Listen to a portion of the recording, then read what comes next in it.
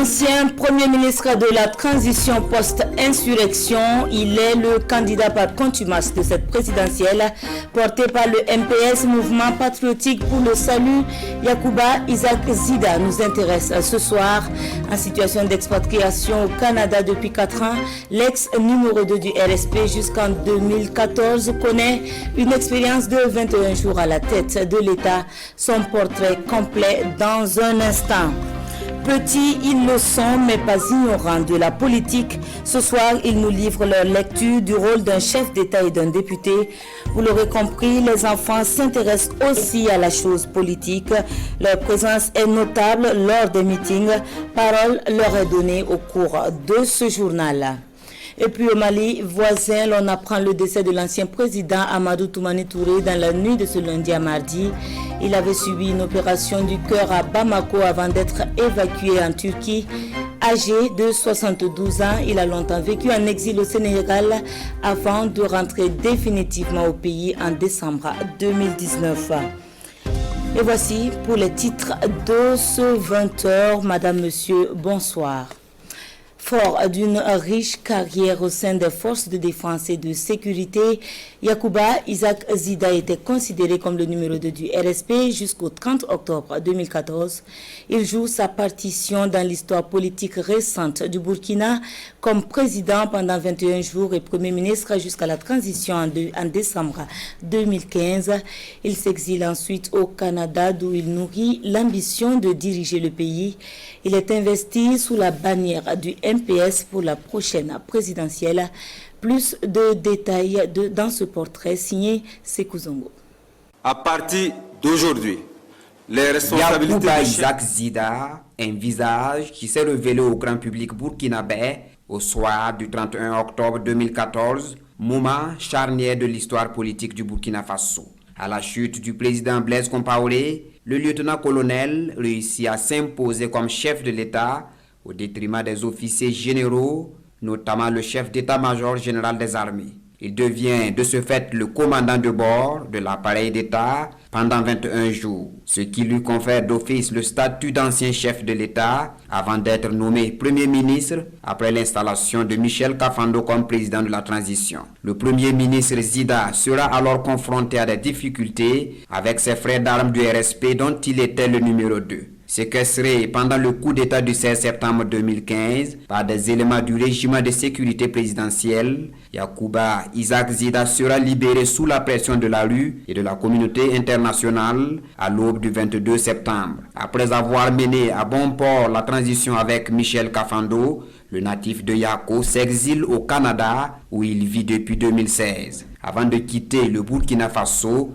Yiz est élevé au rang de général de division, une première pour un lieutenant-colonel. Mais il sera radié des effectifs des forces armées pour désertion. Depuis le Canada, Yacouba Isaac Zida reste actif sur les médias internationaux et les réseaux sociaux en fustigeant la gestion des autorités burkinabées. Le 9 mai 2019, le mouvement patriotique pour le salut MPS est constitué avec le professeur Augustin Louada comme président. Le parti affiche ses ambitions politiques pour le Burkina. Il fait ainsi de Yacouba Isaac Zida président d'honneur et l'investit virtuellement candidat à l'élection présidentielle. C'est donc un candidat absent du territoire national, investi pour la bataille électorale du 22 novembre. Yacouba Isaac Zida, ancien président et premier ministre burkinabé, se lance officiellement à 54 ans à la conquête de la fonction de président du Faso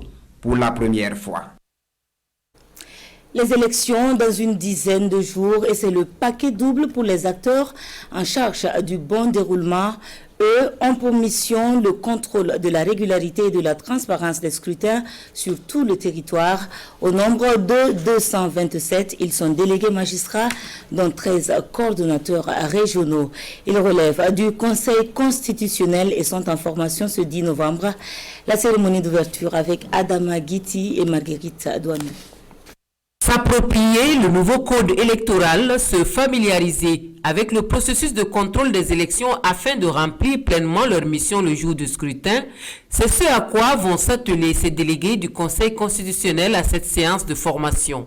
Magistrats professionnels, les délégués viennent prêter main forte au Conseil constitutionnel dans le contrôle des élections du 22 novembre prochain. L'essentiel de leur mission sur le terrain, c'est d'être les yeux du Conseil constitutionnel.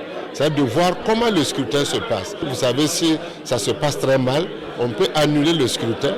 Le contrôle des élections, une mission sensible au regard de la situation sécuritaire du pays. Aussi, le président Kassoum Kambou invite-t-il les délégués à la prudence. S'il constate sur le terrain qu'il y a des localités où les votes n'ont pas pu avoir lieu, et compte tenu du contexte sécuritaire, ça sera pris en compte également pour ne pas valider le scrutin dans ces régions-là. Selon l'article 152 de la Constitution, le Conseil constitutionnel est l'institution compétente en matière de contrôle de la régularité, la transparence et la sincérité des élections au Burkina Faso. Et cette session de formation qui se tient après celle de Bobo Dioulasso et de Fadane Gourma répond à cet esprit. Et pendant ce temps, l'on constate que certains citoyens sont dans une méconnaissance totale du processus électoral. C'est le constat que nous avons établi à Badala, à une dizaine de kilomètres de Dédougou, dans la boucle du Mohun. Nous le voyons dans ce reportage de Bouré Makane, Presley Tientoré et Karima Bikenga. Dédougou vit la fièvre de la campagne électorale. Les partis en compétition rivalisent de stratégie pour conquérir l'électorat. Affichage, meeting, sensibilisation porte à porte, chacun y va de sa méthode. À Badala, à environ 10 km de Dédougou, sur la route de Nouna, la réalité est tout autre. Oumarou, par exemple, n'a pas encore vu passer un parti politique. C'est la bourse ici qui va venir. Personne ne vient. Il faut aller à Gambo pour s'informer. Sayouba, en partance pour le champ. Il est désormais préoccupé par la récolte de ses arachides. Alioune veille sur son troupeau à proximité de sa cour. Tout comme Oumarou, il n'a pas d'informations sur les élections. Il promet tout de même voter. Seulement, il est sans carte d'électeur. Je n'écoute pas la radio. Mon téléphone ne capte pas non plus la radio. Je n'ai donc pas d'informations. La vieille Alizeta, préoccupée ici à mettre ses arachides en tas, a par contre les échos de la campagne. Elle a la volonté de voter le 22 novembre, mais manque aussi de carte d'électeur. Nous avons appris qu'il y a des élections. Nous attendons le jour. Je n'ai pas encore la carte d'électeur. Les cartes sont-elles distribuées? Dame Alizeta cherche la réponse à jour J-14 des élections présidentielles et législatives. Pendant ce temps, les candidats se battent dans d'autres localités pour conquérir les postes électifs. Et pour certains citoyens, il faut plutôt se méfier des politiciens champions en promesses non tenues, disent-ils. Et c'est l'autre constat fait toujours dans la boucle du Mohun. Nous sommes cette fois-ci avec Constantin Ouedraogo et Dramana Datian.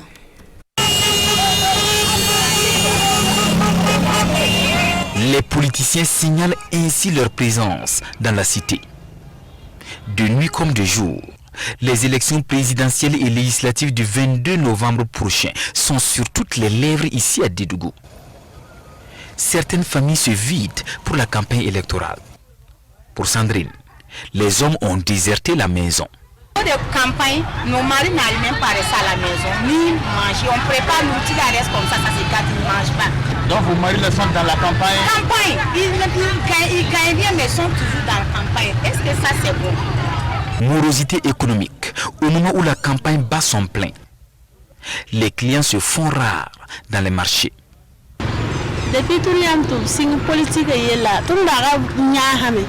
Oui, que la liberté est vieux roti, mille robes, tu vois, ton papa en bas, faire à caver, ton sourd pas nommé. Et puis tu vas tu n'as pas nama. Tu n'as pas auto, qu'on est en auto, pas man, tu n'as pas tout man, tu n'as pas ça, tu n'as pas voté de bailler. Voilà. Pourtant, les candidats continuent de faire la ronde à la rencontre des électeurs. Leur poster visible partout. Mais depuis le début de la campagne le 31 octobre dernier, Paul le septagénaire est toujours dans l'attente. Ah ouais, il n'a qu'à voir pour nous aussi, c'est bon. C'est bon de donner voilà, un peu pour qu'on trouve un peu pour boire nos cafés. Oui, c'est normal. Donc ce café, ça va encore venir vers vous? Non, ce n'est pas encore venu. Moi, je n'ai rien vu d'abord. Oui, oui. On dit que ça est en cours, mais on n'a rien vu pour le moment. Ici, par contre, l'on passe à la pompe pour le carburant, de l'essence pour rallier les lieux de meeting. Certains auraient même reçu l'argent des politiciens, ce qui passe mal pour Amadou. Non, moi, je ne suis pas dedans. Parce que moi, j'ai compris ce qu'ils veulent. Donc, moi, je ne peux pas prendre ça. C'est pour m'acheter, bien sûr. C'est une corruption, une genre de corruption aussi. Voilà. Donc, je ne peux pas prendre ça. J'ai ma propre conscience qui est là. Si je veux, qui je veux voter, je vais aller voter la personne. En attendant le jour du vote, les meetings et autres stratégies de mobilisation se multiplient. Une campagne électorale sur fond de promesses. Ailleurs dans la ville de Dano, on y croit, mais avec des attentes plutôt fortes à l'endroit des politiciens. Les partis politiques et formations y sont en quête de l'électorat. Le chef-lieu de la province du Yoba également vit au rythme de la campagne. Oumarou Sayon et Romuald Patrice Toé ont tendu leur micro aux populations. La ville de Dano est de plein pied dans la campagne électorale. Pour les législatives et les présidentielles du 22 novembre prochain, les partis et formations politiques sont effectivement sur le terrain pour conquérir l'électorat. Si c'est la campagne, ça se sent. Tous les arbres sont occupés. Voilà, nous voyons des affiches partout. Bon, on sent qu'il y a la campagne. Bon, il y a des meetings. Il y a des meetings de droite à gauche. Bon, on attend parler, on attend crier. Et des partis, plusieurs partis en tout cas. Ces populations de la ville de Dano attendent beaucoup de futurs élus nationaux et du futur chef de l'État burkinabé. De la santé à l'éducation en passant par l'eau et l'assainissement, les préoccupations des populations sont nombreuses. Les vieux pères qui sont là ont repris. Il n'y a pas de travail dans la province de Yoba ici. Il n'y a même pas un projet même qui est là, prouvé au province de Yoba qu'il y a du travail. Donc il n'y a qu'à grouiller même, surtout côté projet là. Pour le moment, tout se passe bien à Dano et environnant. Les populations de cette ville espèrent que la paix et la tolérance rayonneront tout au long de cette campagne. Elles appellent également les partis et formations politiques en compétition à plus de sincérité dans leurs différents discours. À présent, la politique vue par les plus petits.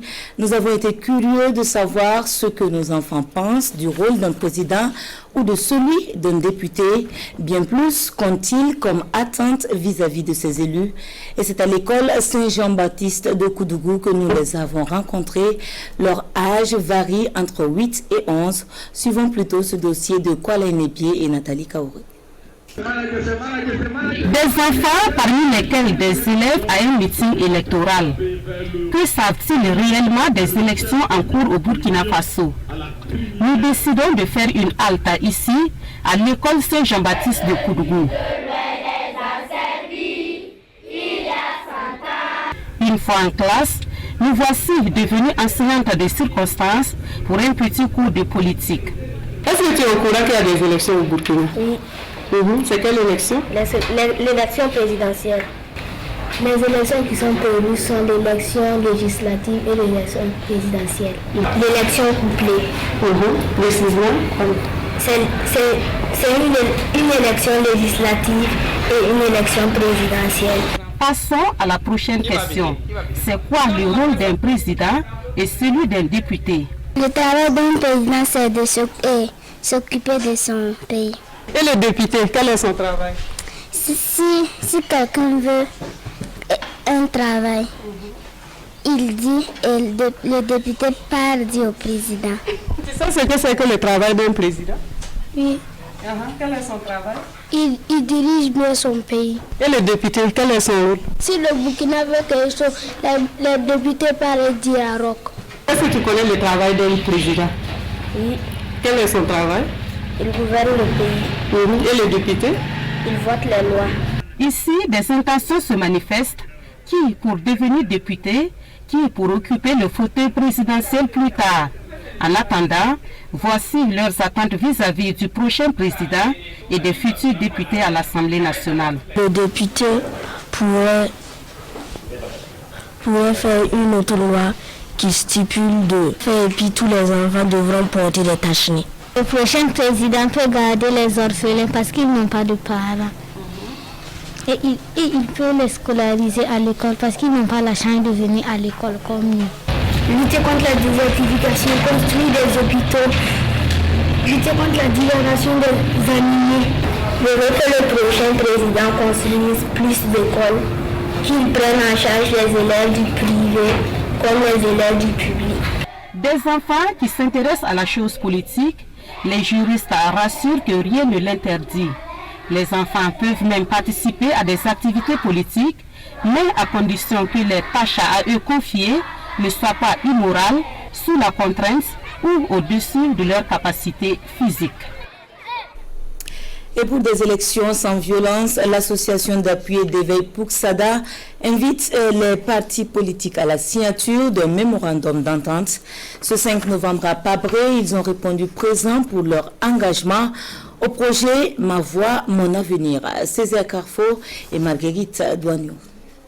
À travers ces signatures, les partis politiques engagés dans les élections du 22 novembre prochain dans la commune de Pabré s'accordent pour des élections libres, transparentes et apaisées. Un protocole dont la teneur fait de la promotion de la paix un besoin essentiel pour tout développement. Ce protocole d'accord va amener nous, les responsables des partis, et bien d'autres personnes à comprendre que la politique, c'est juste pour construire le pays et non pour détruire un pays. Il faut dire que Pabré en fait est spécifique en la matière. En fait, la bataille électorale ici est un peu rude. Donc, ce projet est le bienvenu. Ça nous permettra d'avoir des élections apaisées. L'association d'appui et d'éveil Pouksada, à travers ce projet Ma Voix, Mon Avenir, interpelle ainsi les acteurs politiques de Pabré et environnants à œuvrer pour des élections sans violence. Pabré est la deuxième étape de cette initiative du programme Ma Voix, Mon Avenir, Sabou ayant été la première. L'association d'appui et d'éveil Pouksada va ensuite se déporter à Boussouma où un mémorandum sera signé. Voilà donc pour ce qui était de la page élection. Tout à l'heure à 21h, votre émission Un candidat, un programme. À la Commission des droits humains, partenaires techniques et financiers, organisations de la société civile sont réunis pour un renforcement de leurs capacités.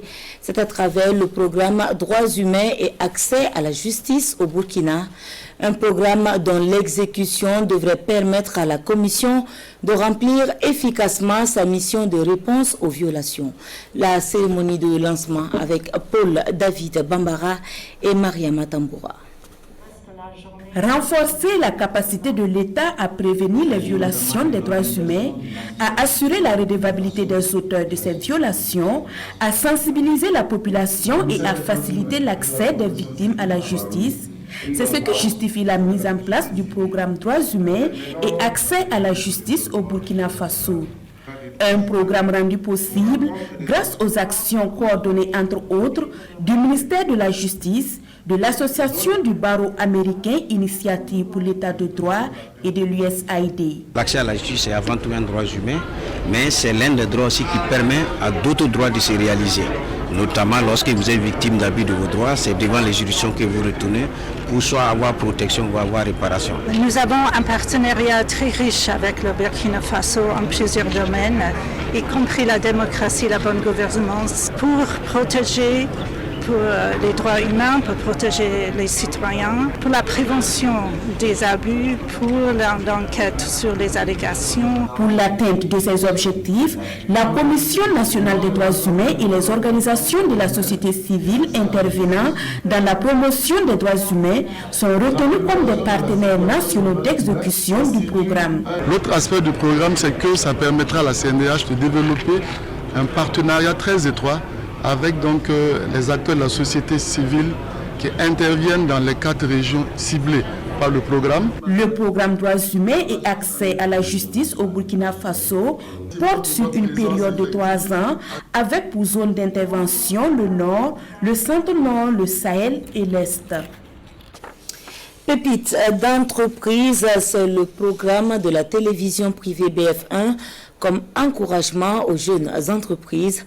Une émission de télé-réalité qui a permis à ces jeunes de recevoir pendant une année des formations dans une vingtaine de modules. 4 sur les 100 au départ ont été sélectionnés du fait de la pertinence de leurs idées. C'était le 7 novembre, comme nous le voyons dans ce compte-rendu de Souleymane Sanou et Mariama Tamboura. 15 millions de francs CFA, c'est le prix de l'emploi sans fond menuiserie, la pépite d'or 2020 de l'émission de télé-réalité La Pépite d'entreprise de la chaîne privée BF1. C'est une émission consacrée à la valorisation et au développement de l'entrepreneuriat au Burkina Faso. Ils étaient 100 jeunes au départ à confronter leurs idées et projets aux jurés. 4 ont été retenus pour la finale. À partir de là, l'entreprise, petit à petit, va grandir et voilà un jour aussi employer des milliers et des milliers de jeunes de Burkinabé. L'ambition des initiateurs de l'émission est d'accompagner les jeunes entrepreneurs pour qu'ils soient prêts à impacter l'économie du Burkina et du monde. Ces jeunes ont reçu des formations, des coachings qui leur ont valu la place d'entrepreneur avec des entreprises viables aujourd'hui. C'est un pari gagné. Une première saison pour un coup de serre. Nous sommes tentés de dire que c'est un coup de maître, pas pour tomber dans l'autocongratulation, mais il y a de réels motifs de satisfaction. Nous, Burkinabés, on a tendance à voir avant d'y croire. Maintenant que vous aviez vu, vous, jeunesse du Burkinabé, croyez-y à vos projets et quand vous attendez qu'il y ait une compétition d'entrepreneuriat ou un financement d'entrepreneuriat, allez-y postuler. Un message à l'endroit des jeunes pour encourager, donner de l'espoir et de la motivation afin qu'ils aient une chance de réaliser leurs projets. La deuxième édition est déjà lancée avec de nouveaux défis à relever selon les promoteurs. La filière tomate s'organise et se professionnalise. Pour les acteurs, il est temps de mettre en place une organisation interprofessionnelle composée d'un bureau de 12 membres. Elle dispose également d'une commission de suivi. Elle est dénommée Intertomate.bf. Moussa Ouedraogo et Amandine Lalsaga. Il est le tout nouveau président de l'organisation interprofessionnelle de la filière tomate. Samuel Bouda est à la tête d'un bureau de 12 membres qui interviennent tous dans les différents moyens de la filière tomate. L'équipe a un mandat de 5 ans. Nous allons travailler à ce que tous les acteurs de la filière tomate puissent en bénéficier à travers des formations, des sensibilisations pour la bonne marche de la production, de la transformation et de la commercialisation. Nous sommes là en tant que structure d'appui conseil et ça, nous le demeurons. Et nous allons suivre leurs pas et corriger les erreurs pour qu'au bout de 5 ans, on puisse avoir une interprofession qui soit exemplaire. La nouvelle structure mise en place ici à Koudougou regroupe les acteurs de la filière de 11 régions du Burkina. Elle entend travailler pour le développement de la filière tomate qui rencontre de nombreuses difficultés. On a un problème de semences à l'heure là. On avait entrepris la démarche pour voir dans quel cadre le ministère de l'Agriculture allait agir pour que nous ayons des semences de qualité. Cette assemblée générale constitutive donne également quitus à une commission de contrôle composée de 3 membres de suivre et de guider les différentes actions du nouveau bureau. L'objectif étant la recherche de la transparence et un devoir de redevabilité auprès des producteurs, des transformateurs et de ceux en charge de la commercialisation de la filière tomate. La foire régionale du Sahel, elle s'est refermée avec un honneur à plusieurs artisans, un mérite salué par des attestations de reconnaissance et des enveloppes.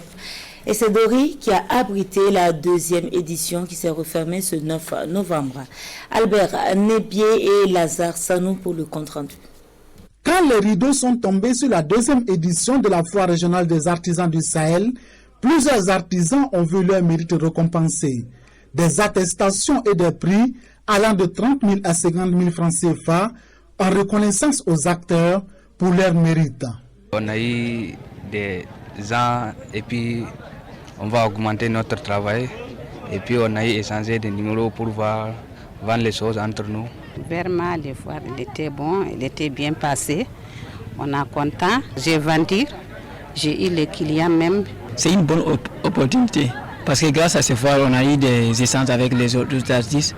On a eu beaucoup à discuter sur ça. Et nous sommes très contents. La tenue de cette deuxième édition réjouit les promoteurs et premières autorités en charge de l'artisanat ici au Sahel. Les artisans ont été à la hauteur. Les produits étaient des produits de qualité, il faut le dire, parce qu'il y avait des critères de sélection.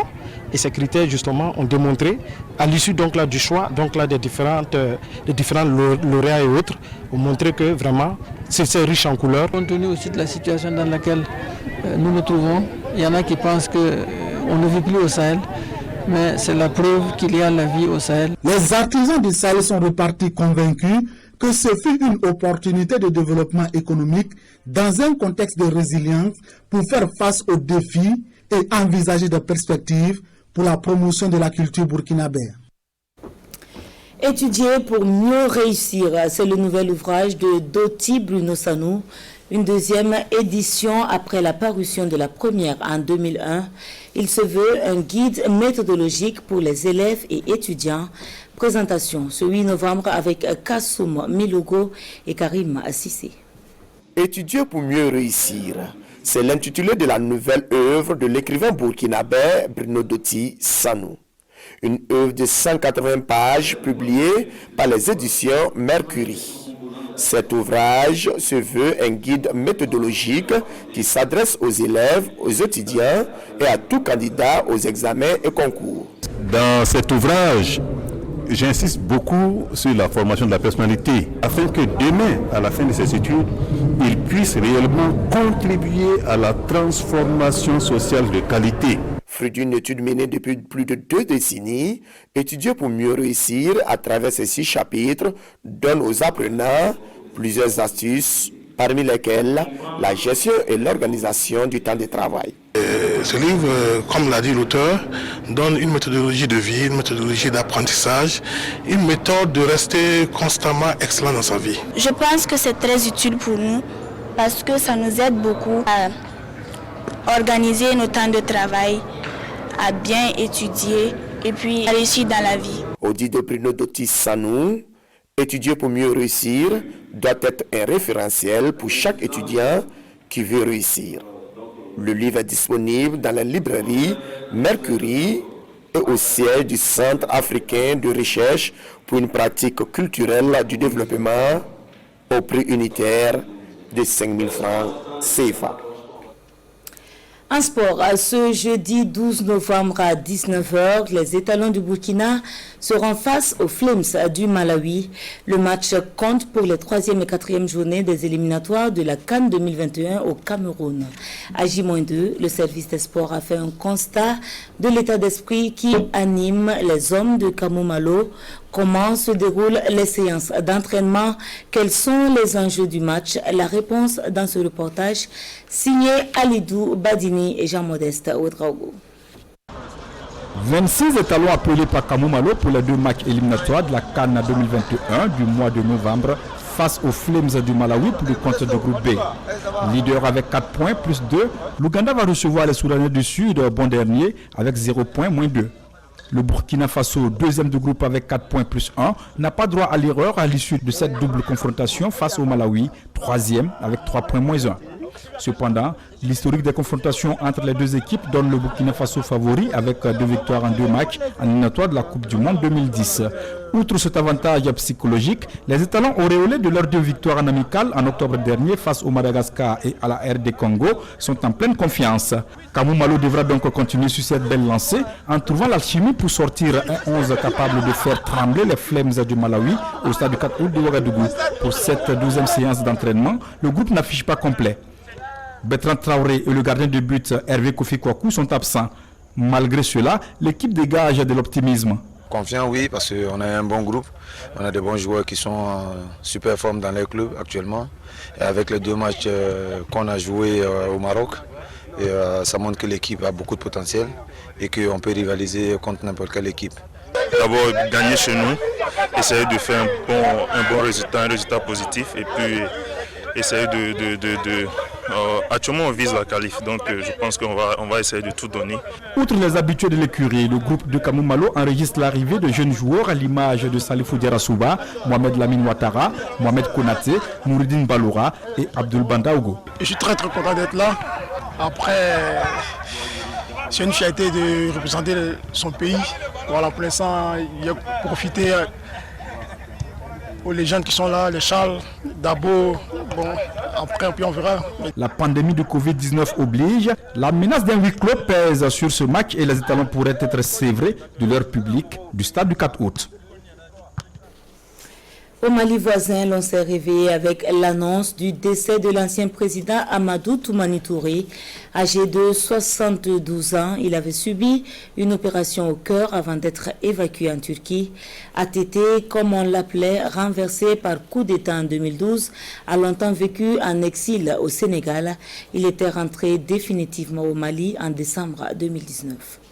Mali, décès de l'ancien président Amadou Toumani Touré, surnommé le soldat de la démocratie. L'ancien président du Mali, le général Amadou Toumani Touré dit ATT, s'est éteint tôt ce mardi suite à une crise cardiaque, selon les médias maliens, citant des sources proches de la famille. L'ancien président du Mali, Amadou Toumani Touré, est décédé ce mardi 10 novembre 2020 aux environs de 2 h du matin à Istanbul, Turquie, à l'âge de 62 ans des suites d'une crise cardiaque, rapportent les médias maliens, citant des sources proches de la famille. Né le 4 novembre 1948 à Mopti, Amadou Toumani Touré, après une brève carrière d'instituteur, change radicalement de métier et intègre les rangs de l'armée malienne. En mars 1991, après des manifestations populaires, il participe, à la tête des commandos parachutistes, au coup d'État contre Moussa Traoré. Il prend alors la présidence du comité de transition pour le salut du peuple et assure les fonctions de chef de l'État pendant la transition démocratique. Il organise la conférence nationale qui s'est déroulée du 29 juillet au 12 août 1991,